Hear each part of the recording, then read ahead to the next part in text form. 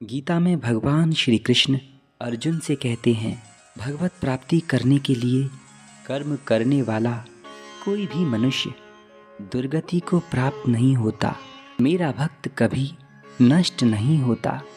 समझिए आप, इसका मतलब ये है कि आप जो भी कलेक्शन, मनी या सांसारिक चीज़ों का कर रहे हैं, ये नष्ट होंगी।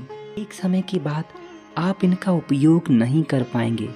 परंतु अगर आपने भगवान की भक्ति के लिए थोड़ा भी प्रयास किया है तो वो आपके अंत समय तक काम आएगी। यहाँ तक कि शरीर छूटने के बाद अगले नए जन्म में भी भगवान की वही भक्ति आपको स्वतः प्राप्त हो जाएगी। इसीलिए प्लीज़ प्रभु की भक्ति करिए। भगवान की भक्ति सबसे मूल्यवान वस्तु है। उसके लिए ना तो धन की आवश्यकता होती और न किसी स्किल की।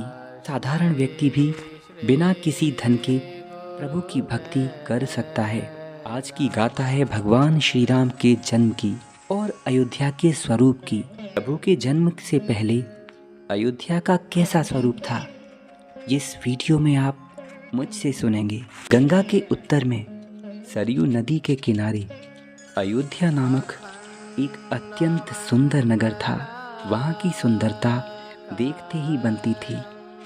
विशाल सुंदर इमारतें, आम लोगों के भी सुंदर और भव्य द्वार, चौड़ी सड़कें, जल से भरे तालाब, सुंदर बाग बगीचे, खेतों में लहराती हरियाली।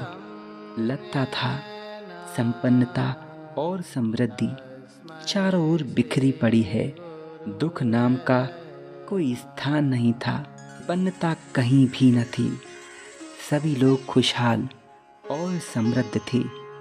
सभी लोग भगवान विष्णु के भक्त, माता पिता के आज्ञा पालक थे। सभी बड़ों का सम्मान करते थे। यही विलक्षण नगर अयोध्या कौशल राज्य की राजधानी थी। महाराज रघु के वंशज राजा दशरथ वहाँ के राजा थे। इसीलिए भगवान राम के कुल को रघुकुल कहा जाता है और प्रभु को कौशलाधीश भी कहा जाता है। महाराज दशरथ जी एक कुशल योद्धा और न्यायप्रिय शासक थे। वे रघुकुल की रीति और नीति का पूरा पालन करते थे।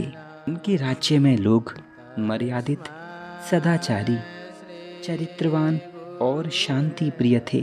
पूरा नगर अद्भुत, मनोरम और विलक्षण था। महाराज दशरथ की 3 रानियां थीं, माता कौशल्या, माता सुमित्रा और माता कैकेयी। यशस्वी, सुखी और संपन्न होने के बाद भी महाराज के कोई संतान न थी। उनकी आयु लगातार बढ़ती जा रही थी और यही उनके दुख का कारण था। एक दिन राजा दशरथ ने अपने गुरुदेव वशिष्ठ मुनि से रघुकुल के उत्तराधिकारी के विषय में चर्चा की और अपनी चिंता बताई। पहले के राजा कोई भी कष्ट आने पर अपने गुरुदेव की शरण लिया करते थे।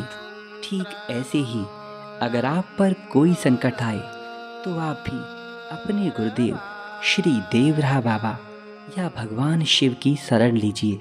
उनको अपनी चिंता बताइए, वे अवश्य समाधान करेंगे। वे समर्थ हैं। वशिष्ठ मुनि राजा दशरथ की चिंता समझते थे।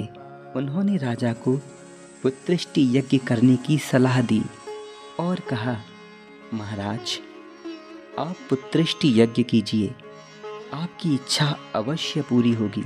महान तपस्वी श्रृंगी ऋषि की देखरेख में महाराज दशरथ ने पुत्रष्टि यज्ञ किया। अनेक राजा एवं ऋषिगण पधारे। मंत्रोच्चार और शंख ध्वनि के बीच आहुतियाँ डाली गईं। आगे की कथा आपको अगले वीडियो में सुनाई जाएगी। तब तक के लिए जय श्री राम। वीडियो अच्छा लगा हो तो इसे लाइक करना, शेयर और सब्सक्राइब करके सनातन धर्म के आप जुड़े रहिए। भगवान की आज्ञाओं का पालन करिए। राधे राधे।